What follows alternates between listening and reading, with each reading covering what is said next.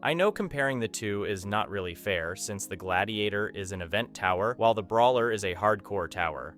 However, I'm getting lots of requests to make a comparison between the two, so I'll do it for you. I'll show you the video first, and then later we will compare the two.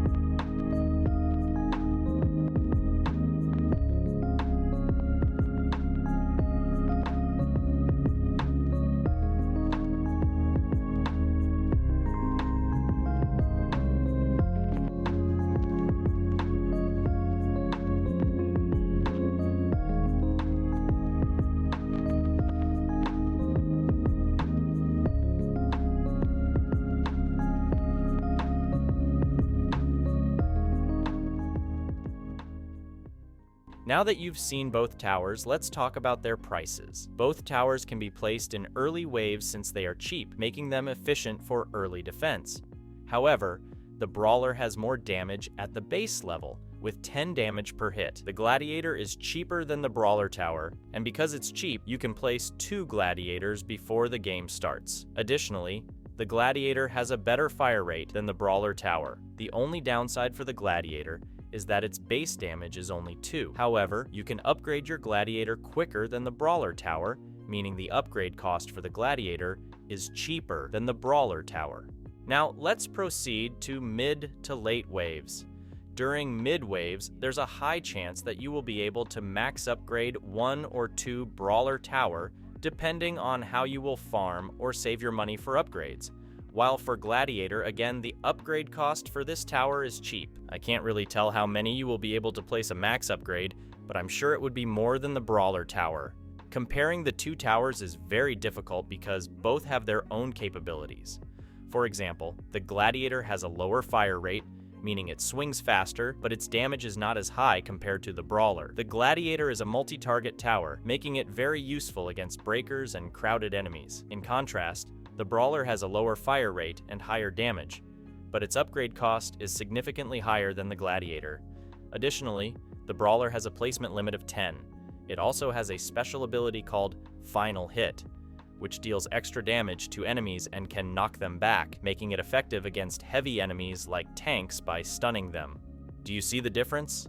The Gladiator's multi-target capability is efficient against breakers and crowded enemies, but it struggles with speedy enemies due to its short range. On the other hand, the Brawler tower has a placement limit of 10, a final hit that deals more damage, and the ability to knock back and stun enemies, which is very helpful against stronger enemies like tanks or any enemies with high health. Now let's talk about their abilities. First, the Gladiator has an ability called Warrior's Call, which decreases the swing rate by 35%. This ability lasts for 15 seconds, with a cooldown of 30 seconds. Now the Brawler's ability is called Reposition. It allows the Brawler to leap to a selected area on the map, dealing damage to enemies in its landing area. This ability can also knock enemies back and stun them. The cooldown for this ability is 40 seconds. Now this is where our opinions come in. For me, even though the Gladiator is cheaper to upgrade, has no placement limit, and is very efficient for early waves since you can farm quickly with the Gladiator defending for you, I would still prefer the Brawler tower. Why? Because if we compare the two, the Brawler can deal more damage to enemies with the help of its final hit and knockback abilities. Even though it has a placement limit of 10, the tower can be moved, so being a short-range tower is not a big problem for the Brawler. Based on the video, both towers managed to kill the Molten Boss. However, the Gladiator required at least 35 towers, while the Brawler only needed 10. To me, the Brawler did better than the Gladiator because it dealt more damage. But again, everyone has their own opinion. Some players will still prefer the Gladiator, while others will choose the Brawler tower. In the end, both towers are good from early to late game, so it really matters which tower the player chooses. This isn't the only tower you will use for the entire game, right? Of course, for the Gladiator, you might only need it for early game until you save up for a better and stronger tower in the mid to late game. The same goes for the Brawler tower. So it really depends on your preference. But as I said, for me, again, this is just my opinion, I would still choose the Brawler tower.